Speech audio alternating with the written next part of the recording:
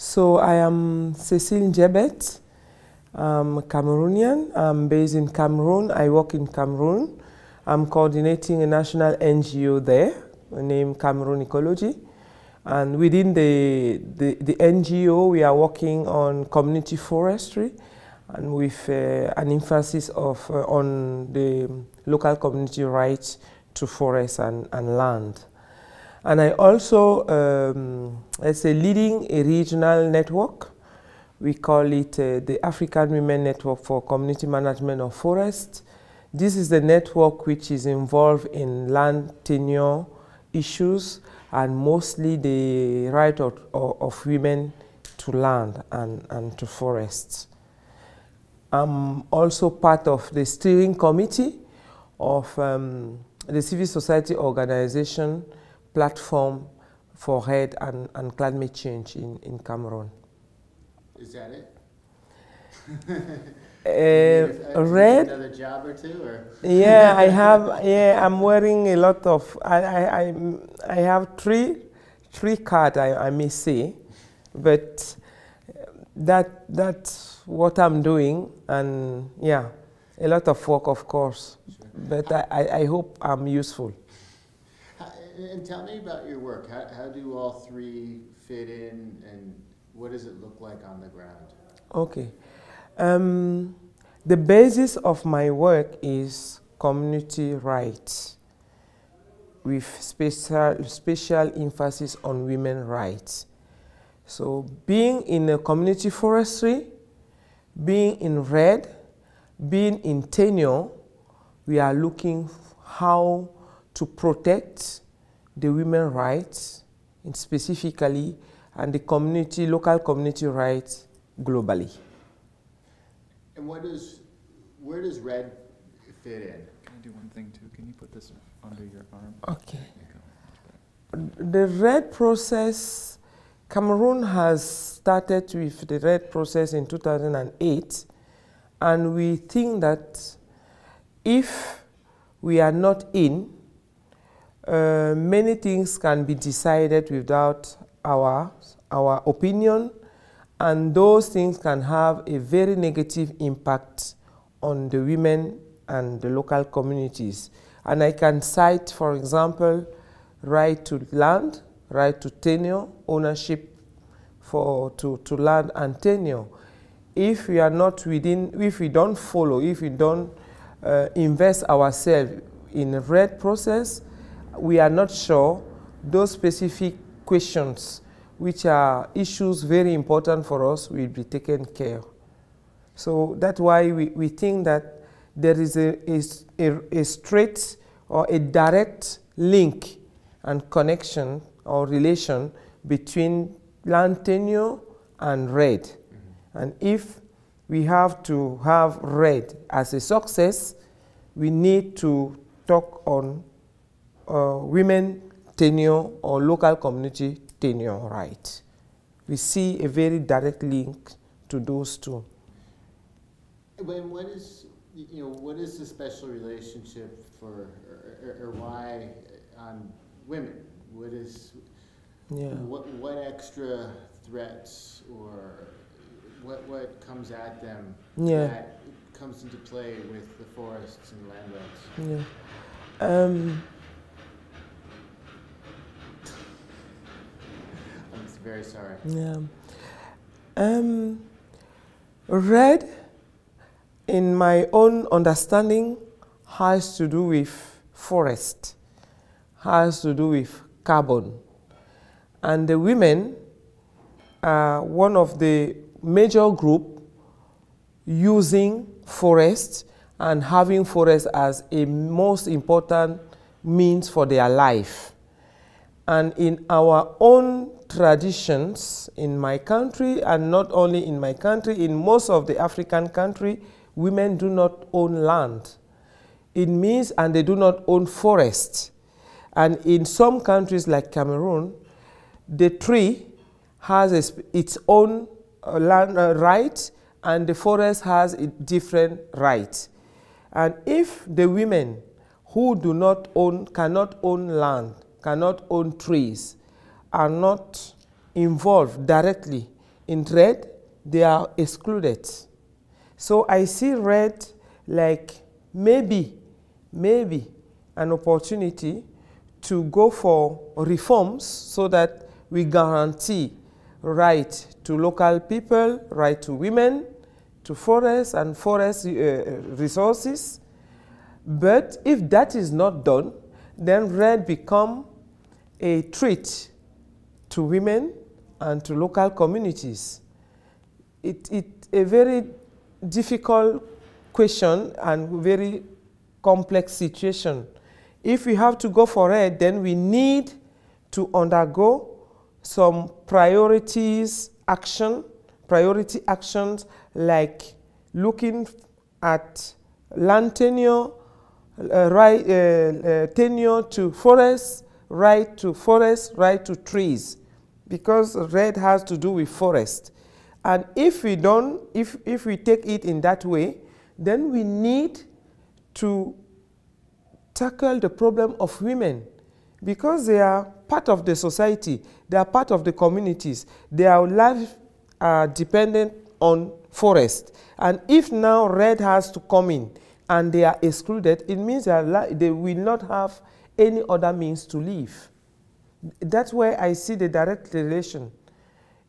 Carbon market, they are talking about carbon funds and carbon market. And the carbon is coming from forests. The women do not own forests. How can they access benefits which can come from forest or from carbon? We have to look at all those realities, all those issues, to make sure women are part of everything and they are really involved in all the process, and they have the word to say, they have something to defend, and their interests are taken care in those processes. If not, I mean, red doesn't mean anything for us, and for us, we just have to forget about it. Historically, Cameroon has always been a forested nation, yes? Yes. We have 3/3 of our territory. How has the forests changed over the past several decades? Oh, yeah. I think it's like a general situation now where we have deforestation rate, which is growing every day or every year. It's the same also in Cameroon. Maybe the speed is not the same. Maybe the extent to which deforestation takes place is different. But we are a little bit concerned on that deforestation. If I see what is going on now with land attributions, land grab, and the development of agro plantations with very big European companies. So forest is a means of life for many people in Cameroon. As I was saying, a little bit less than 3/3 of the population, but not so far from 3/3 of the population. Forest is a way, let's say, it means to get food, to get medicines, to have building materials. It's a means of life, and it is undergoing a lot of threats now. I can cite the illegal exploitation by sometimes local community themselves, sometimes by small holders in Cameroon who are looking for a way to live and to gain their living, but also by very important companies who are sometimes just trying to overcome the rules and get into the forest and do whatever they want. And we also have this land attribution, which are becoming very, very serious. The government is giving out thousands and thousands of hectares yearly to agro-business companies to establish very big plantation, oil palm plantation, rubber plantations. And yeah, this is something we have to deal with. And what happened? Sometime, and if we have to, our work is also to make those people, to give them information on what is happening, to get their views, and to try and forward their views to decision-making people. Because sometimes they are just excluded from the system, they are not informed. Someone has to come one day and show, oh, I've got this paper. I have granted this, I have to get in your forest, I have been given this such and such amount of forest from your area, and they have not been involved in the process. They cannot be happy. That's why the community forest is like a way to control all that, but still the government is denying to give community forests to communities, but very keen to give large scale, many hectares, large amount of hectares to large scale plantations. I cannot say communities are happy about that, of course not. And our role as RRI is also to make sure we sensitize the communities, and we also report the problem of the community to the government, and we try to influence the decision the government can make. It's not easy, but we are trying to move in that way. And more and more now, I can say that we have succeeded to get our government know that we are there, and to try and consider what we are saying and what we are doing. In Cameroon, we are in the process of revising the forest law, and the main achievement of our coalition is that we have now succeeded to influence that law and to insert new articles in that law which protect the community rights to forests. And the last question is, how does working within RRI, how does that help you get your work done and to help protect the communities and women who are keeping the communities together, right? Yeah. You know, when you are a group of organization, it's better than when you are alone. So the first importance of RRI is that we have built a coalition of organization, and we defend the right all together. So we go collectively towards the government. We try to organize some advocacy project and advocacy work towards the government, so that we can, when we are united, we are in a group, we can easily influence what the government is trying to do. This is the first thing I see. It's very important to work with as RRI coalition. But the other importance for us to be in that coalition is that, you know, sometimes we are at the country level and we don't have the liaison, we don't have someone who can take over at the very strategic level.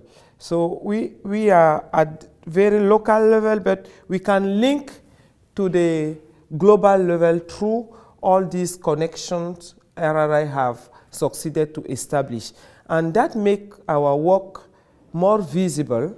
And sometimes I can really affirm that that can also influence our government. When they know that we have support at a global level, they tend to be a little bit more open to us, because they have a little bit of influence from the global level. They can get afraid of what can happen. Maybe we can have very bad campaign against the government, and that will not be for their interests. So RRI can help that. And RRI also, of course, it gives technical support to all what we are doing, and financial support, and this is very important. if we don't have financial support to the activities we are planning to carry on, and if we don't have technical support, I'm not sure we can really achieve what we are planning to achieve.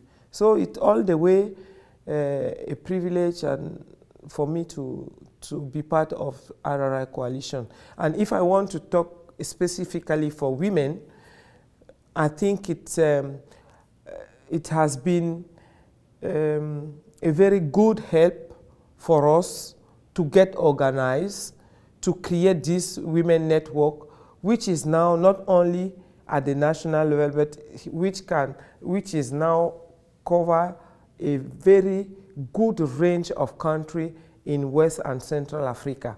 And this makes a lot of difference on women's rights. And we can be proud of the fact that we have even succeeded to insert in the new forest law specific attention to women. And it's the same with the RED process. If I can share what we have just succeeded to do in Cameroon. Cameroon RPP has just been validated, and now in Cameroon we have 40% of the women who are at the decision-making post on RED at the regional level, and 30% of the women within the national level committee on RED. And this is something very important for us.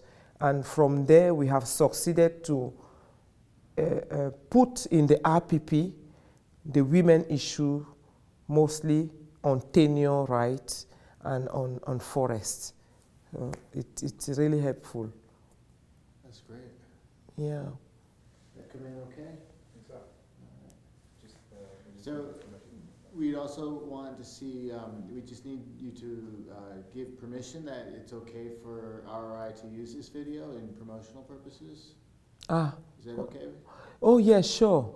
I think, yeah, of course. It's for RRR, but it's also for us, because all this visibility it can create for us, it's very important. Of course, I agree with that. And if you think something is missing, please, I'm here till Friday. No, Yeah? that was great. Thank you. You're natural. Okay.